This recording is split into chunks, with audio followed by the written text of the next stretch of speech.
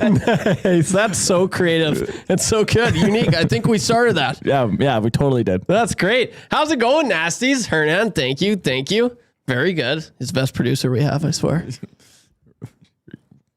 Okay, yeah. You think we're better than him? I always Mm-hmm. feel bad for him. That's why I told him that. I'm just joking. No, he's great. Hernan's absolutely a beast. Nasties, how's it going? Happy Friday. This is history, baby. This is history, and you're a part of it, and we want you to be a part of it. That's Benny Thompson. I'm YouTube Trev. This is the Oil Stream presented by Boston Pizza, where it is Fishbowl Friday. Definitely go stop on by Boston Pizza. I was at Boston Pizza Clearview, where a few Nasties were on Wednesday. That was a great show with Dusty. So, yeah, huge shout out to all the Nasties that came out there. We got to try some of their summer menu items. The burger pizza was just tremendous. There is a burger with queso dip. It was like, they literally brought the burger out in like cheese dip, like nacho cheese, but it was like queso. Yeah. Oh, dude. Unreal. Slapped. And then there's a flaming hot pizza, which I know Big Uke and Bryce, one of the combines, they thoroughly enjoyed that, and as did I. It was super good. So Boston Pizza, that is the presenting sponsor of Oil Stream. You can buy one medium as well, or large pizza and get the second 50% off. We're obviously in the Popeyes Louisiana kitchen studio as well. And we've got a great show, and I can't wait to get right into it. Benny Thompson. Benny, how you doing, Benny? I'm great, Trev. Great. This is the first time. History. Making history right here. Trev and I, first time on Oil Stream. If you've missed the past couple Oil Streams, or you weren't at the Nasty Bash, or whatever the case may be, you're going to see this a lot more often. Yeah. Come after Labor Day. They're going to retire 2 guys and a goalie and go Oil Stream 5 days a week. Trev's going to be on majority of the week, I believe, and I'm going to be on 3 times a week. Gage on 3 times a week, and Dusty on 3 times a week. So there's going to be a lot. On 5 times. Dusty's going to be on 3 times? Yeah. I'm on 5? I'm on more than Dusty? Sounds like it. Holy Sounds crap. like it's your show, buddy. I didn't even know that. Yeah. This is breaking news to me. Buddy, they announced that, the Nasty. I missed that part. Holy crap. So I'm going to be on more times than Dusty. That is actually insane. Well, that's going to be fun. I don't know. Maybe I'm wrong, but I'm pretty sure that's the case. That'd be cool. But yeah, so we'll be doing this a lot more often. Yeah. We're 3-man shows, though. So that's going to be cool. Very unique. I'm already chefing up some ideas. There's so many things I want to do. Yeah. I can't wait. I want to call in Dusty. I guess I'm going to go into his office and be like, hey, this is what I'm thinking. Yeah. And he said, no idea is a bad idea. Yes. So he's always good for someone that preps. That's absolutely, man. No, but that's exciting. It's going to be cool when I get to a point where, like, I know he's like, yeah, Trevin, like, I want to be kind of the co-host. Like, I want to answer questions because I'm always asking questions. So I'm like, so you want me to host the show while you're on? He's like, yes. Dusty said that? Yeah. Oh, really? So I'm like, that's going to be crazy. So you're going to host. Man, I'm going to be shaking and just shivering. That's funny. It's good. But I'm definitely I feel so much more comfortable now. But I know when that happens, I'm probably just going to have like the worst show ever. And it's because Dusty's on. He just intimidates me, you know? No, this is cool. Nasties. Hope you guys are having a wonderful Friday. What are you getting up to on the weekend? Do you have a busy weekend? It's a long weekend. You going out of town? Are you staying in town? There's a huge game tomorrow, which we'll get into for the Popeyes Louisiana Kitchen. What is it here? Sorry. Spicy headlines. Yeah, that'll be good. Brought to you by Popeyes. So we'll get to that halfway through the show. As you can see on the title of today's show, most memorable games of the McDavid era. So this idea kind of just came to me last night. Through text, because you texted to me. Right. It literally came to me. It did come to you. That's what I was saying, man. So that's funny. But yeah, I was like, hey, kind of like Dusty, no idea is a bad idea. I'm already thinking of some things, Benny, but if you have any suggestions for tomorrow's show, let me hear it. And you just immediately, you're like, I was thinking this. And I was like, yes. So let's do that. So Nasties, we obviously love when you're a part of the show. You can text us 780-218-9999, 780-218-9999, or hit us up in the Nasty chat. If you're also new to the Oil Stream, thanks for clicking on today's stream, and subscribe. Where are we about now? We're chugging along, man. I'm so impressive with our numbers. I'm so impressed by our numbers. 15,372. So let's keep the subscriptions climbing. And this is fun because it is the dog days of summer, so you can kind of discuss stuff like this, which is what we're going to do today. Because You're kind of just like, man, it's been a chore, man. I'm like, I don't know what to talk about. What do we do today? Yeah, no, it's definitely we're in that time of year. I mean, there hasn't been any Oilers news in weeks, so we're gonna go relive. Yeah. Some history. And that's the thing, good or bad, but from in the McDavid era. So we're going to start in 15-16. Is there a game? Like, that's what we're talking about. The most memorable game in that year. We want to hear from you. So let us hear it. And then we're going to go to 16-17, 17-18, all the way up to this previous season. And that game can be significant because of a certain moment in it, but we're highlighting the game itself. Yeah. So, and it could be like personal for you as well. Maybe you're watching with some friends and family. I don't know. Yeah. That kind of thing. But so that is pretty well the main topic on today's show. And I think I wanted to say one more thing, but it escaped me. So let's get right into this bad boy. But Benny, do you want to start things off, or do you have anything to say before we get into this? Or should we just dive right in? Let's just do it. Let's just dive right in, baby. 2015-16. I'm very curious. I'm pretty sure I know what yours is. To me, there are two games that highlight this year. Okay. And I think I picked the one you didn't pick. I have the Mick return. Oh, yes. So I believe this game, what was it? It was February 2nd. Yeah. Against the Columbus Blue Jackets. Oilers win 5-1. Connor McDavid returned from his collarbone injury. And I remember where I was. I was in my living room. And my mom is asking me, like, oh, like, what's, like, is McDavid playing well? I'm like, oh, yeah, he's had looks, but he's, like, it's coming. It's coming. And as I was saying, it's coming, he's carrying the puck up, and he's got one hand on his stick, and he one-hand toe drags the guy, walks in and scores. And I got up, I screamed, like, that's what he does. Yes. That's what he does, Mom. That's what he does, baby. That's what he does. That's it was so coming. good. I told you. Yeah. And so, yeah, I remember that goal being like, I mean, as a kid, I was just like, wow, like that was, is that still McDavid's best goal of his career? I was just going to ask you that. Like, to me, I have one that competes with it. There's only, like, it's a toss up just because, like, that one just, like, it's not like he'd been playing all season. He returned. Like, that's how he comes back. First game back. And he does that as a rookie as well. You got to consider that. Yeah. But the only one that I think is close to that is his goal on the Rangers. Yeah, that's which was just, God, we're on the same wave. Yeah, absolutely. Yep. But that one was also because that one too. That one tied it up to go into OT, and then I think wins at OT. In OT, yeah. No, that was awesome. But this could be good or bad as well. Yes. So that's what I was going to say earlier. And there's bad on my list. Yeah, I got a few bad, but I'm not going to lie. I'm happy to say the majority of my memories, my favorite games, I guess. Yeah, they're good ones. And I'm happy about that. But there are a few, I'm just like, God damn, do we have to relive that? Yeah. No, that's a great one. So you went Connor. The Mick return. The Mick return. That's funny. Yeah. I went the Mick broken.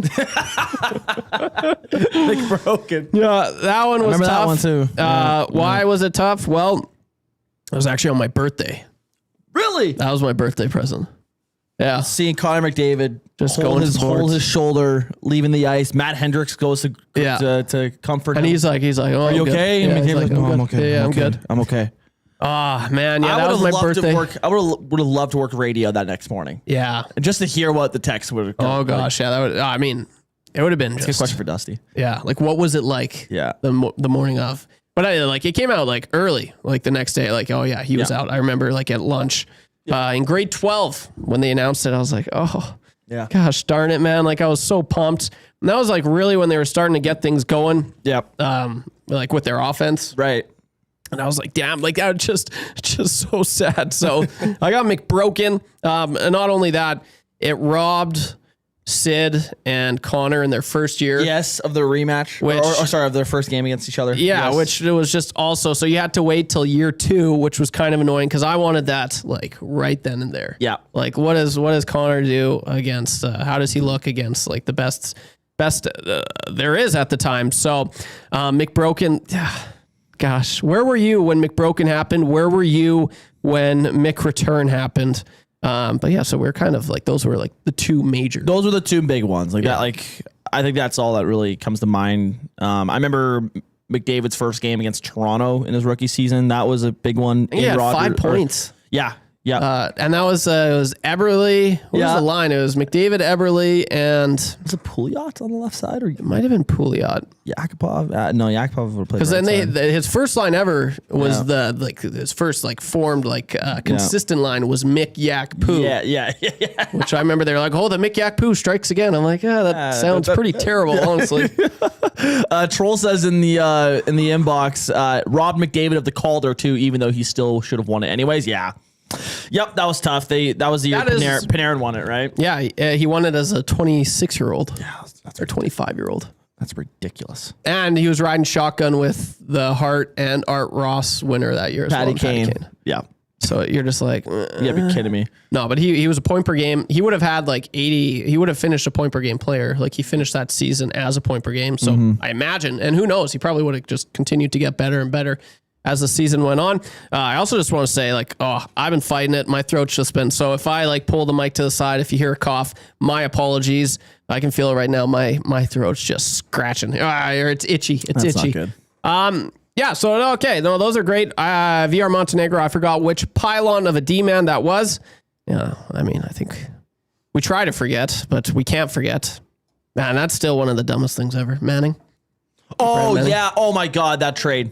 Oh, still to this day, I can't imagine being a GM and being I know Connor. Let's go grab your one enemy in the NHL. I know Connor was like, oh no, it's fine, it's totally fine. Yeah, no. But there is no if that was me, I'd be like, are you serious? This is who you're trying to you bringing.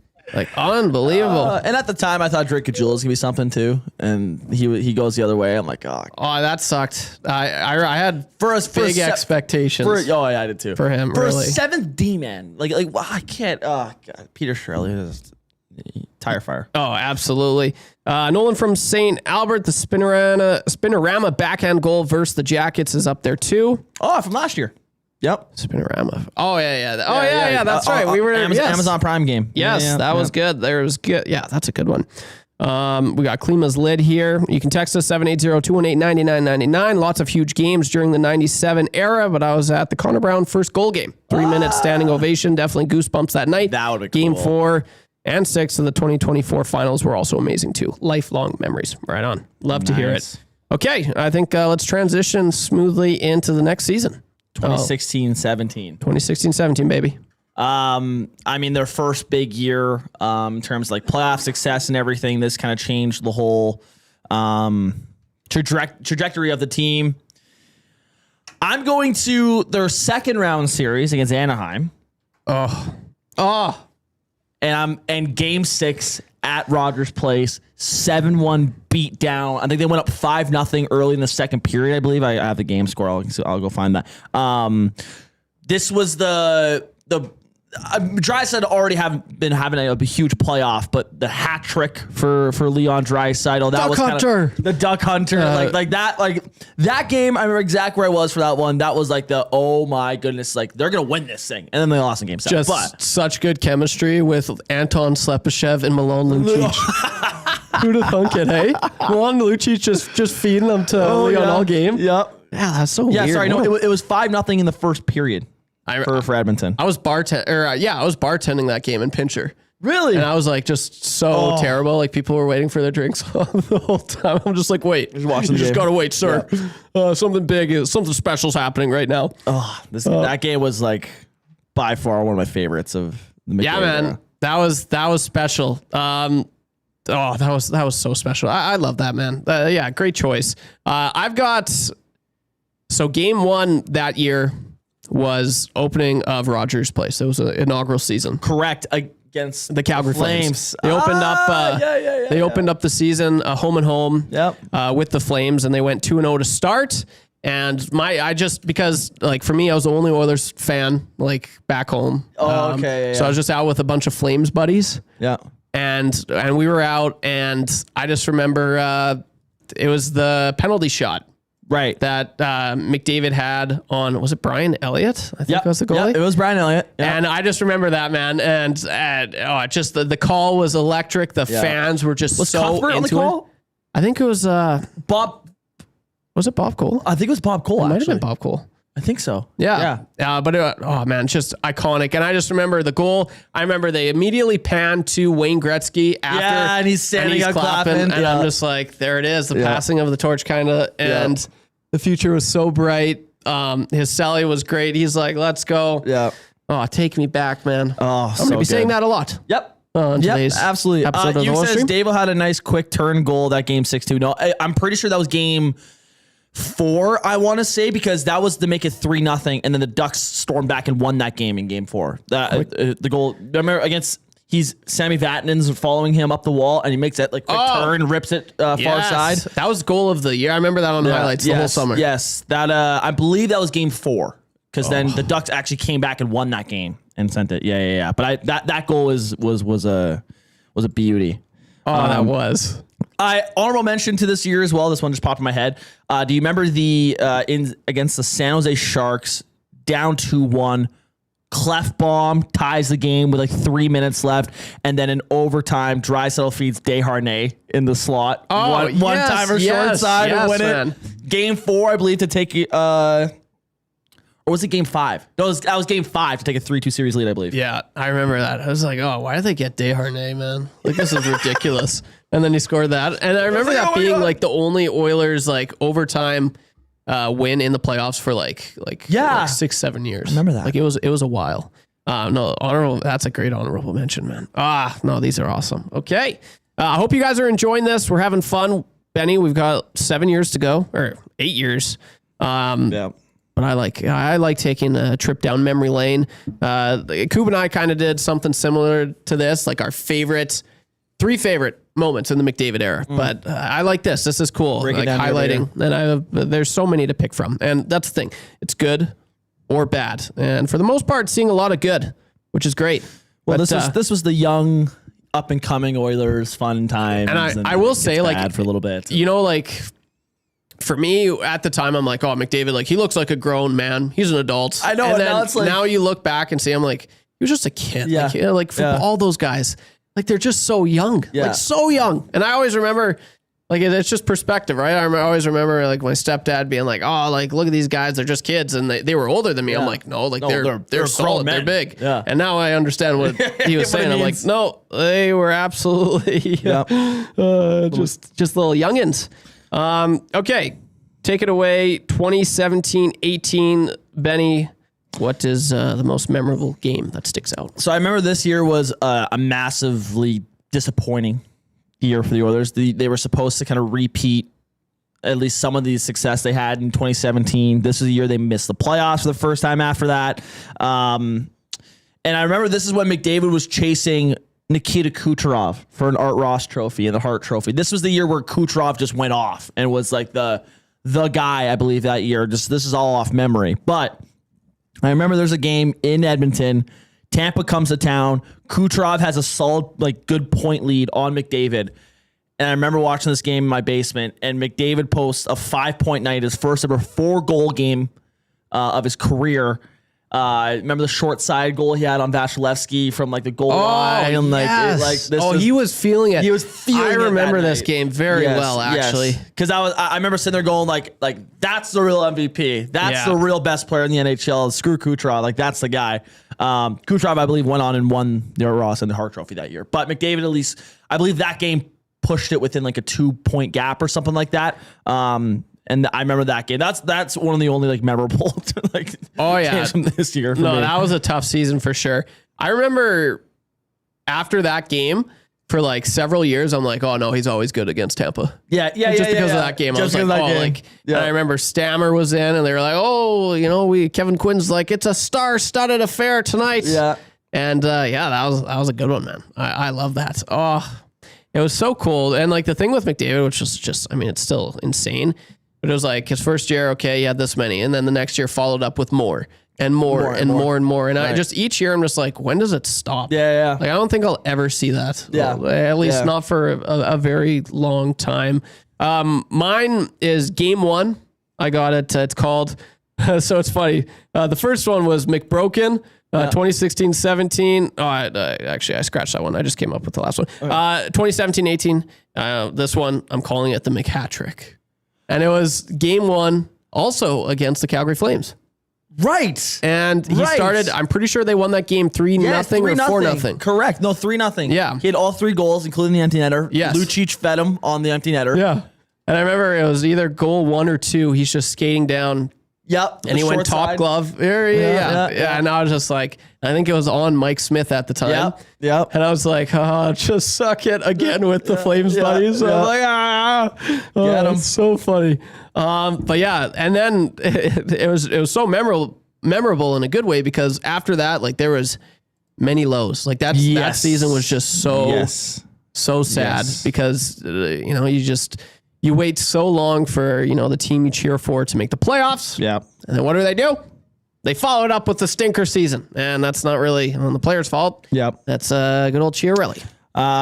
I'll go to the inbox on this one. The Gourdfather says it has no stakes as regular season game, but the 6-5 OT loss to Crosby and the Penguins maybe 10 years ago was an epic back and forth battle between McDavid and Crosby, especially to me as first game I took my family to. Yeah, I think that's when Crosby undressed Ryan Strome. Yeah, that would make sense. Yeah, I was just like, no, okay. Oh no, someone's got to stop him. Yeah. And then it's like, no. And it's crazy. Like that goal, backhand, just like the tiniest gap, man. Yep. Like who was it at the time? I forget who the goalie was. That Talbot? I think it was Talbot. It was Talbot. Yeah, he was well positioned, man. There was just a sliver of space not covered. And it went in, and I'm just like, no way, man. That was tough. Yeah, that was a tough one. That's it. Yeah. Shout out Gourdfather. That was a good one. Troll. I miss Kevin Quinn. I miss Kevin Quinn too. I absolutely do. Did you like Kevin Quinn? I like Kevin Quinn. I prefer Jack personally, but so I appreciated Kevin Quinn, but I love Kevin Quinn. We got Big Uke. The Clefbaum goal, just hearing the ting off the post was electric. And that's the thing, man. Like, Patty Maroon going behind the net, feeding Clefbaum. Yeah. And it was a ting, like it was bar down, if I'm not mistaken. And the thing is, like, people are always, the Boosh bomb. Like, the Boosh bomb. It's unreal. The original bomb, the Clef bomb. Yeah. I'm telling you, like, I know on average, at least for the last few seasons, Boosh has been like the top 5 in most like 90 mile. Yeah, right. Like he's right. I think it's him and Tage Thompson. They're really, really close. But for most 90 mile an hour slap shots. Yeah. And like the one year he was far ahead above anyone, but it's like, it's 90 miles an hour. Like every now and then you see him, but like I honestly like Clefbaum, like I remember they showed the speed in that one. It was like 103 or something like that. Like he got all of it. Yeah. It was a bomb. It was an absolute bomb. Okay, you want to move on? Yeah, 2018-19, take it away. Let's do it, baby. Okay, so this season, just for a reminder for some nasties, it started in Europe. They started, I think game 1 was against the Devils, and then it was the Bruins. We'll touch on that in a little bit. Okay, yeah, sorry. No. But for me, it was the final, man, the last 3 have been games against the Flames, but I mean, how can you not? Like, this was awesome. I love this kind of thing. Leon Draisaitl coming out party, 50 goals against in that season, but he got the 50th goal to end the season. And that's when McDavid got injured again. Right. Which totally McSucked. 50 goals, and that was on Mike Smith, if I'm not mistaken. And I remember he tied Alex Ovechkin for potentially to split the Rocket. Yes. And then Ovi also got one that night as well. I'm like, damn it. So he was so close. But yeah, Leon Draisaitl, 50 goals, 55 assists, 105 points in that season. Ken Hitchcock, he also took over that year briefly. But I just remember I was like so happy. I'm like, they didn't make the playoffs again. Yeah. That sucked. But like, that's why, like, I love cheering for the players and like the individual success that especially Connor and Leon were able to achieve. But that was cool. That was the first time I've ever witnessed an Oilers player to reach the 50 goal plateau. That's a good one. That's a damn good one. I didn't go that way. This was middle of just disappointment for the Oilers. And so I literally just have it as the slow start in Europe. Oh, just to me, I remember waking up that morning. I slept over everybody's place, and the Oilers and the Devils are playing in Sweden. And I'm like, oh yeah, like let me throw this on. New Oilers, you're like, let's go. Like they're gonna make the playoffs this year. Like let's go. And then they lose 5-2 in Europe. And to me, it just felt like it like just started like the whole. Oh boy, this is just right away. We're gonna have to watch this again this year. And I remember, I think that year the storylines was like, oh yeah, we got thrown in Europe to start the year, and it was just like we were just never able to find our footing after. Yeah, the travel messed us up. Travel messed us up. I'm like, okay, like BS, like whatever. Yeah, but yeah, to me, like you're traveling in like the most luxurious plane ever. Like you're fine. Like just having the time of your life, and you get breaks and all that stuff. Yeah, so to me, that I remember that game just going like, oh, this team is not great. And I mean, it was first game of the year, and obviously you think they might bounce back, but yeah, no, it was a slow start in Europe that just never really recovered the entire year, which and is just so disappointing. I'm not mistaken, that was the fall off year of Lucic. Yep. I think like I remember he was okay, and then come December he didn't was score for like 30 games or something. Brutal, man. Absolutely brutal. And then you're like, oh gosh. And I think was that not Taylor Hall's Hart Trophy winning season as well? So yep. So you're just like, oh yeah, this is terrific. Great choices. I love my life. That was bad. Yeah, I honestly like that was just a bad year. Like nothing, just not a whole lot of fun. Like there. Leon scoring 50, that was cool, but it was just a down year. And because like you're supposed to be on the up and up. Yeah, you were on the up and up, and then you follow it with 2 years not making the playoffs in the McDavid era. Not good at all. Okay, 2019-20. Nasties, do you remember this season, 2019-20? I don't know if I said that correctly. This is when things started trending. Decent. A little bit better. A little bit up. A little bit. A tad. There's a little bit more to cheer for here, I think. And a little bit. And then... I didn't go that direction. Plague just came in and kind of ruined things, which sucked. But the game that I remember most in this year, and this was my first year in college, and it was fun. And I just remember coming in just being like, oh, because that's when I kind of started, talking about the Oilers on radio. And I was like, oh, mastering my craft. But this was Leon Draisaitl. The game against the Nashville Predators. Leon, his Texas hat trick is what they call it. Oilers won that one 7-3.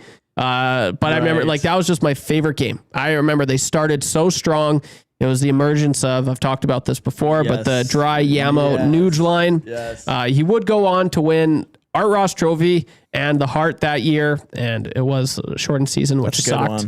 But I just remember that game and that's kind of what started like his dominance against the Preds. Yes. And like after that, it was like just every time looking at the numbers, it was like, oh man, he's got, usually it's like, 10 points in your last 10 games played against the team. He had like 10 goals in his last, and then that wasn't even he's like averaging 3 points a game against the good Preds. It's like, oh man. Do you remember that, Nasties? Remember the Nashville game?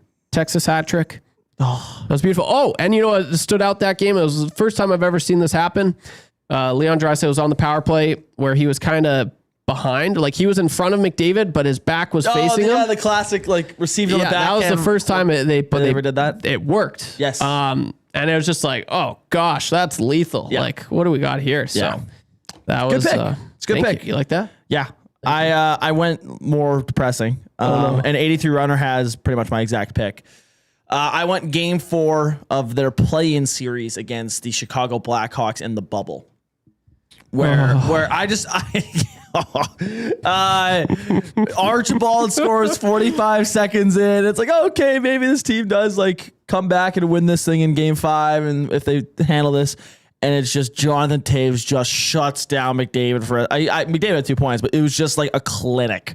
I remember the Kubalik goal 8 minutes into the third period. And it was just like, oh no, like they're going to lose to the Blackhawks in the play-in round. Like I remember that was like, cause I was so prepared for like bubble, like it's August hockey. And like, we had nothing else to do. Like it was COVID. And I spent all summer playing video games. And I was just like, I just want to watch real hockey. Yes. And I'm watching real hockey. Like the Oilers are going to go deep this year. Like let's go. Like they'll at least beat the Blackhawks. They'll at least do that and they'll get in. And then it was just like, you got 4 games and 3 of them were just like gut-wrenching, disappointing losses, especially that game 4 one. I'm just like, I was expecting a step from this team like that. They technically didn't even make playoffs that year. So they technically didn't. Man, were you like, I know it was weird. That was like the one time I was like totally okay with them not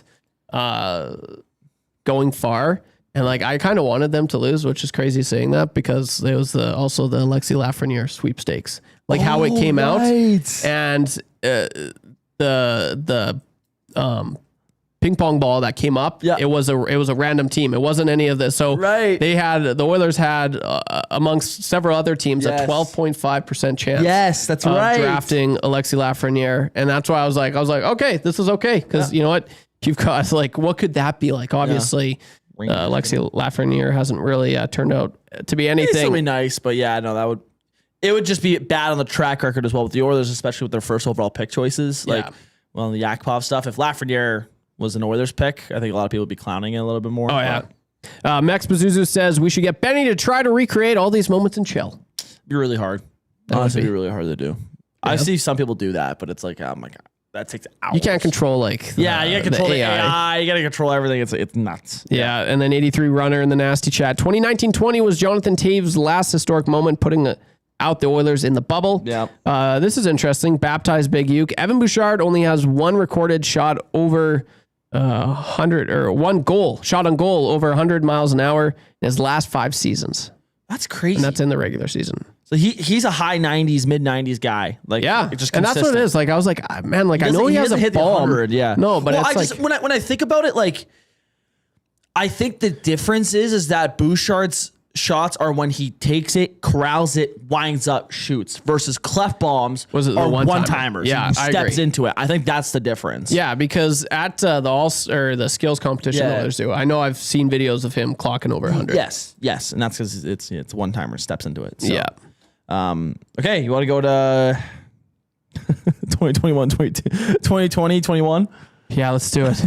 You want to start off? I've had the same word for 3 straight years here. Okay. I have this one labeled as disappointment continues. No. Winnipeg Jets playoff series. No fans in the arena. Actually, there was no fans in that arena. Game 4, triple overtime. Kyle Connor beats Darnell Nurse, rips it 5-hole on Mike Smith, and the Oilers get swept in the first round against the Winnipeg Jets. Swept. Just brutal. Crushing, man. I try to forget that, Benny. Matthew Hyman, if he's listening to this, he's fired up talking about this. I remember watching that and going, like McDavid's not going to win anything. Like this is it. Yeah, he's cursed. He's cursed. Like this is over. This team should be like competing for cups, and instead we're watching them getting swept by the Winnipeg Jets, who they owned that year. Yeah, I'm pretty. So they played 9 games that year against them, and I think they won like 7 of them or something. And it's like, oh yeah, like the Oilers are gonna they're the favorites in this, and they just get swept. And then the Jets go on to play the Canadians who sweep them. Yes. Yeah, so like all my family on my dad's side from Manitoba. Oh, well, yeah. So it sucked. I'm not even joking. I didn't talk to my dad for like 2 weeks. Yeah. I know he's listening right now. It was tough, but I couldn't do it. I couldn't do it, Dad. Yeah. That was yeah, man. That was just crushing. Because after I remember McDavid was getting at it with Jesse Puljujärvi on the bench, and he was just like sorry? McDavid. He was like kind of ripping into Jesse, and Jesse's just kind of standing there and looking into who I don't know where he's looking, but yeah, man, that was a tough one. Let's see. That was 2021. Right? Yeah, Troll says in the inbox saying, I like the Canadian division, losing the Jets. That series is brutal. Didn't they lose every game by 1 goal? I believe that was the case, except the one game that wasn't by 1 goal was an empty netter. So yeah. If you eliminate the empty netters, it was all 1 goal games, which was So that sweep wasn't actually. I mean, yes, it was a sweep, but it wasn't like this team is just so much better than the Oilers. It was just like and the Jets find a way to win. Yeah, and that was 4 straight times. Oh. So sad, man. That sucks. That absolutely sucks. On a bright note, okay, good. Flip things around. That was also Mick 100 points. That season in the regular season, of course. So his 100-point came in just the 53rd game of the 56-game shortened season. Oilers win 4-3 against the Canucks. Yeah. Okay. And that's right. I like if that was a full 82-game season. I can't even imagine what. Like, I think he might have had 160 points. Yeah. He might have. I'm pretty sure he was clipping at just under 2 points per game. Yeah. Yeah. That is absurd. Insane. I think that was like peak like offensive. Like I don't know if he'll ever like reach that. I don't think you'll ever get to that point pace again. No. Personally. And like I know a lot of people are like, oh well, they played the Senators and they swept them 9 times in that. They just whatever. They had them that year. The Senators were not good that year. But man, they just torched. Like Connor was on one. He was on a mission. But I remember like going into that year, I was like, man, 56 games. Like could McDavid reach 100 points? I'm like, nah, like there's no way. Yeah. And then it was cool because there was a count, like, where they have the scoreboard. Yeah. It was like McDavid is this many points away from reaching 100. I was like, I've never seen that before. Yeah, I know. It was cool. And they had a whole deal. But it was all for nothing because they got swept by the Jets. It didn't matter. No, that was tough, man. Penner's Pancake, bubble hockey doesn't count. Sure. We'll go with that. I agree. Like, what do the fans do? In those situations, like, do they rally? I don't want to get into hypotheticals, but the fans would have helped. For sure. Okay. We got to get, man, we're just chugging along here. You having fun? I'm having a lot of fun, Trev. Me too. Good. So next up, we've got 2021, 22. This is where things start to get a little more fun. Yeah. So we're halfway there. You want me to go first? Yeah, that's it. Okay. I've got, it's Connor McDavid, OT winner, game 5. Yeah. That's I the same one I have an honorable mention though. Against the Flames in Calgary, in the Dome. Game 5. They were the favorites going into it. Like, the whole deal. Dude, that Flames team was next level. Yeah, like go back and look at that roster. That is a damn good team. I remember everyone, like their plus minus, they were all in the positives. Yeah. Mark Giordano won the Norris that year. Jacob Markstrom, he led the league in shutouts. Yeah. Johnny Gaudreau had 115 points that year. Johnny Gaudreau, Kachuk, and Lindholm were like the best line of hockey. Yeah, not even close. Oh. Like they just had something. It was, and I was scared. Like that first game, I was like, oh gosh, they're screwed. They're so screwed. That 9-6 game or whatever it was, like, oh man. But and this is I found this, so this is crazy. Just to highlight, so yeah, McDavid, it was the OT winner. That was just exceptional. But I know Big Uke, he's been a big fan of this as well. Leon Draisaitl, he was able to put up 17 points, 15 games played. 5 games played. 15 games, so that's not that bad. 17 points in 5 games played. 2 goals and 15 assists was what he was able to do in those 5 games. Okay. And he broke 4 records. Yes. In that, most assists in a playoff series. Yep. Which is absurd. In a 5-game series, by the way. 5 games. 5 games. Not 15. 5 games. Most assists in a single period. Game 3, second period. It doesn't say which or how many assists. Most points in a 5-game series ever. Yep. 3rd most in any series ever. Yes. And most consecutive 3-point plus games. And you're not even highlighting the most insane part of that. He did it on one leg. He did it on one leg. Yeah. Like I think that might go down as like the greatest playoff series performance by any guy ever. Yes. Like honestly, it is that incredible. It is. Like, and that's the thing. On like one leg, he's putting up records. Yes. Like God, that was a ridiculous series. I mean, McDavid obviously was incredible at that series too. I think Hyman scored in every game. Yeah, he was okay. McDavid was okay. He had 17 points or 16 points or something like that. He was right up there as well. Yeah. But I mean, it's hard not to go McDavid's overtime winner, game 5. Like I was out on the back deck with my dad and my buddy, and we live in a duplex, so we were like our family friends are on. We have a connected deck on our house, and they had their friends and our neighbors were right beside us, and they were Calgary. Some of them were Calgary fans. Okay, and like Oilers score, and you can hear like our whole neighborhood lit up. Like everyone's just running around screaming. It was hilarious. That was so good. It was just that. Yeah, it was an awesome moment. So to be different, I mean, that was the moment. Cleveland's lid has a really good one as well. Game 7 versus LA when McDavid scored in the 3rd period. I thought the roof was going to blow off that Rogers place.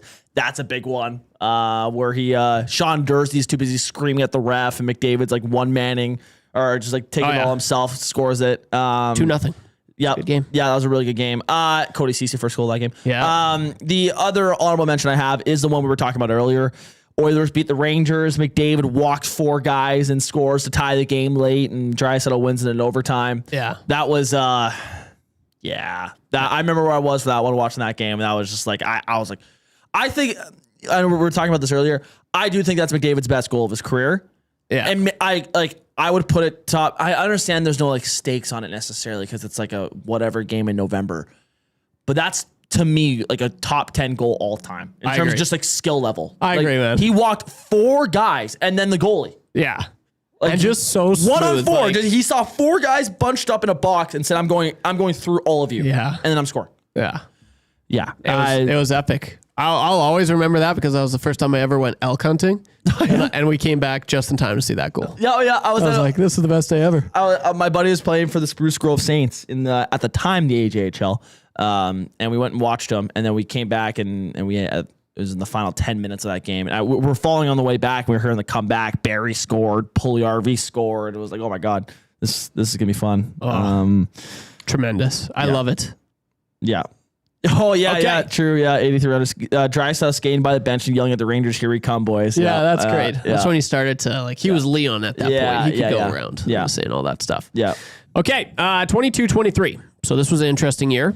It was a good year. And you're going to be like, oh, interesting. But the thing I remember most, and it's weird, I think it was because I was my first year in Edmonton, had family up. We were at the Ice House watching this game.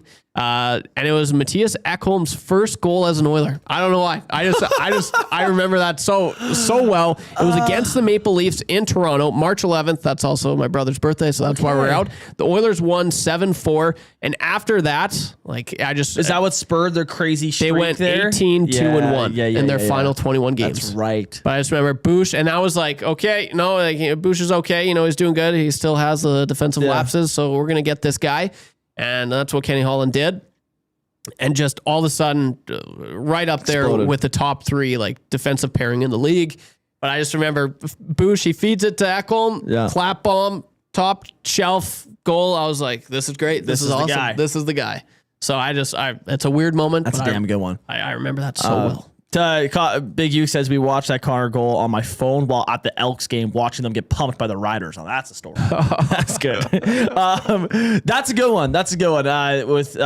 Ekholm, obviously, he's come here and been incredible, and obviously Father Time's hitting him a little bit. But I mean, those first couple years here as an Oiler, he was like the whisperer for Bouchard, and he's still probably their best all around defenseman to this day. Still, mine.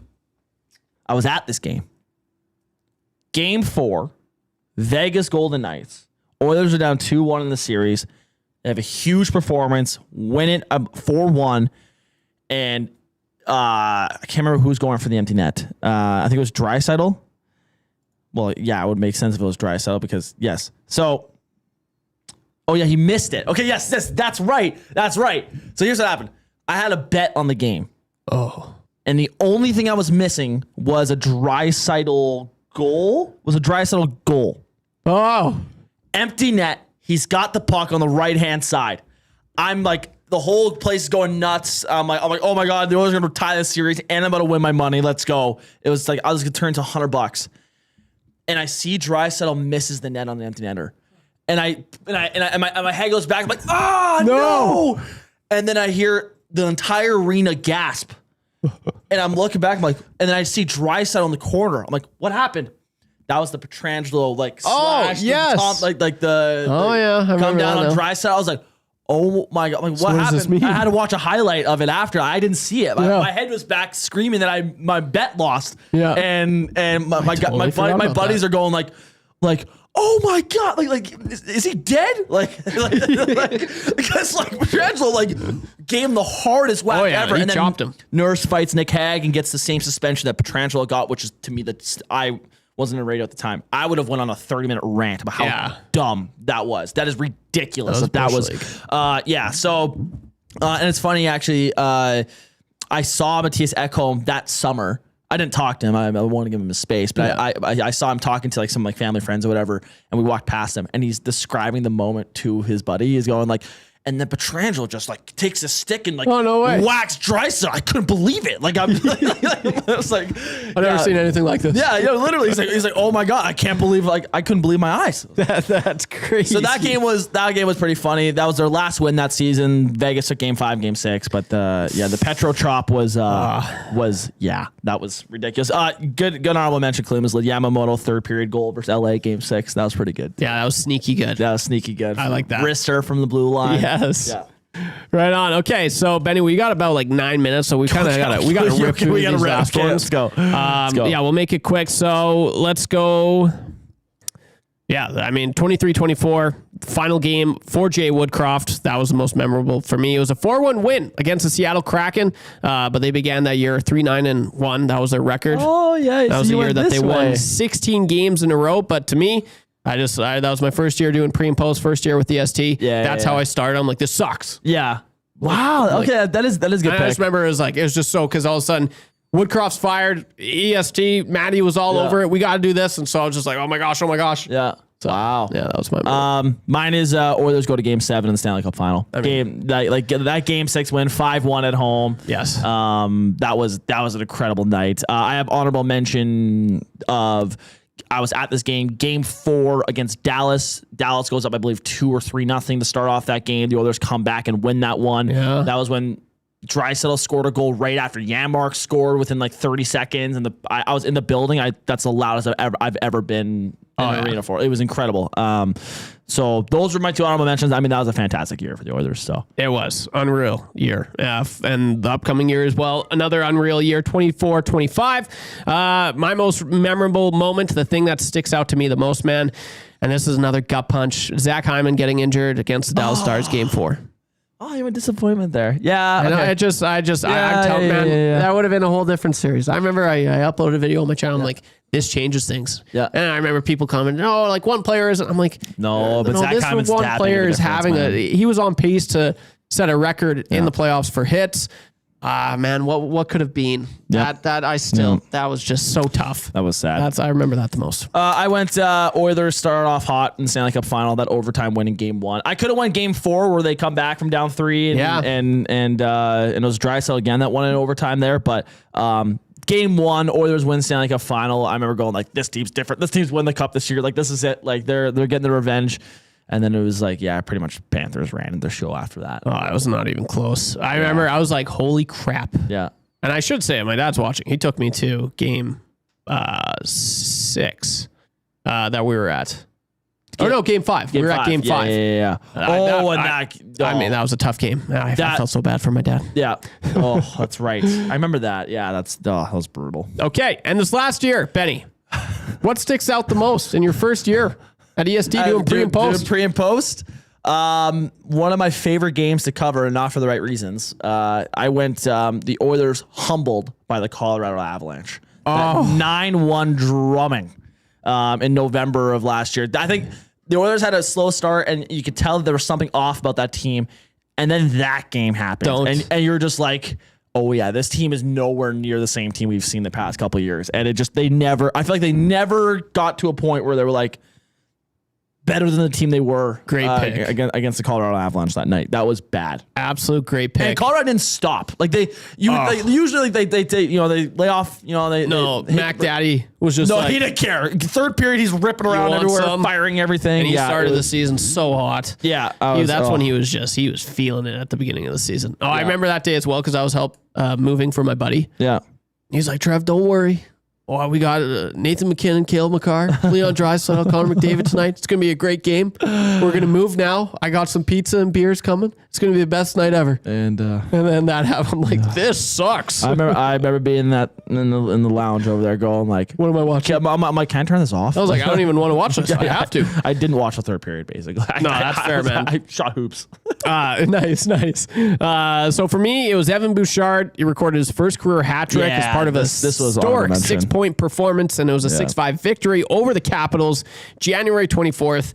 This was when, he was on it, will he make the Olympic team? Will he not? Kind of thing. Yeah. And the interesting thing, NHL milestone, this marked the first time in league history that a different defenseman on the same team recorded a hat trick in back-to-back games, because Matthias Ekholm, he followed that up with a hat trick the next game. And I was just like, this is the craziest thing ever. That was crazy. It was such a weird time. It was. Very, very weird time.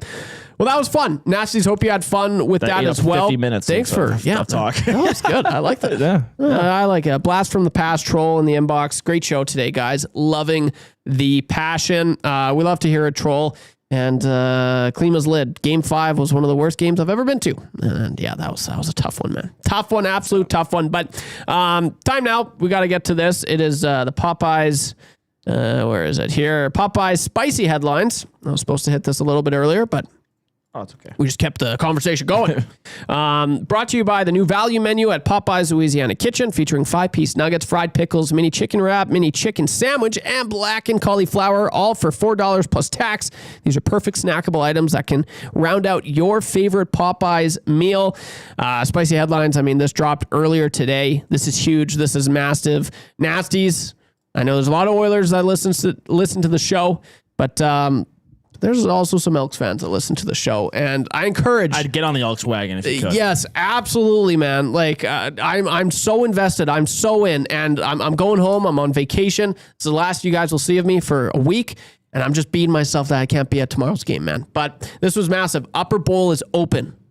That is huge. Let's go, baby. That is absolutely huge. Let's go, baby. I know there's a great conversation on the Hangout today. You know, should they open it? Should they not open it? But I mean, this just is. This is a great sign. This is a great sign. And I know that a lot of people, the Rough Riders coming to town. Yeah, whatever. This is a big part of this as well. I'd say even more than the fact that the Riders are coming to town is that the Elks are just crushing it right now, and that they're the best team in the CFL. So this is great. If you're not doing anything, definitely go to the Elks game, Commonwealth Stadium. Zach will be at the tailgate, which I know he loves, and it'll be a grand old time. I highly recommend going to the tailgate. It is.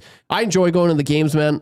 You've been there as well. Oh, yeah. I love going to the tailgate. But yeah, before the game, we also got the Green and Gold, Commonwealth Green and Gold kickoff show with Maddie and Milne. That starts at 4, and then kickoff is at 5. But that's your spicy headlines for today's show. I mean, it doesn't get any spicier than that, man. Doesn't get any spicier. And I loved Huss on the Lock Shop today. He's like, oh no, it's like the talk is nationwide. Like we're talking about it in Winnipeg right now. Like, oh, like this is great. You absolutely love to see it. So that's unreal. And also time now for. So that's good. That's your Popeye spicy headlines, baby. But we got to get to this as well. The numbers game presented by Play Alberta. When you bet with Play Alberta, you get back to Alberta. That's because it's the only app in the province that puts all revenue directly back into supporting programs and services that Albertans rely on every day. So next time you place a wager on your favorite team, know that you're also making a difference across the province through Alberta's General Revenue Fund. Visit playalberta.ca/EST to learn more. That's playalberta.ca/EST. Must be 18 plus to play. If you gamble, use your game sense. That's what I'm talking about, baby. Okay, I'm right beside one of the best, if not the best, Chell player in the world. So over under. Let's say what's a fair over under? How many games will it take me to beat you? 100? No, you'd find a way to get me in 100, I think. 50, 75. I'd say at 50. 50? 49.5, yeah. 49.5.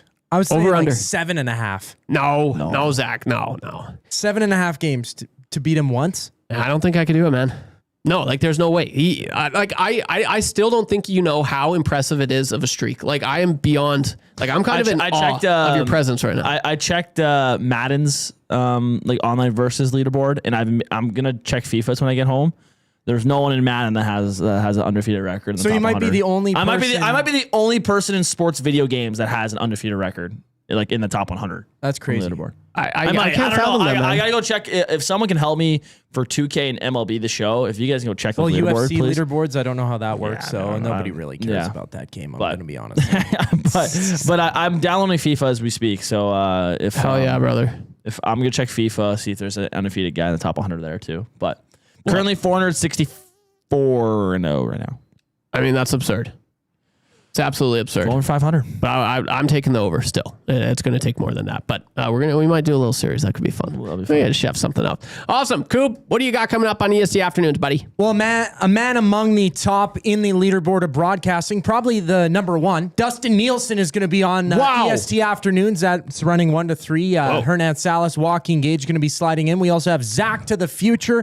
Tons of preview of the rest of Week 9 in the CFL. The Elks and Riders tomorrow. The depth chart came out today. A busy time.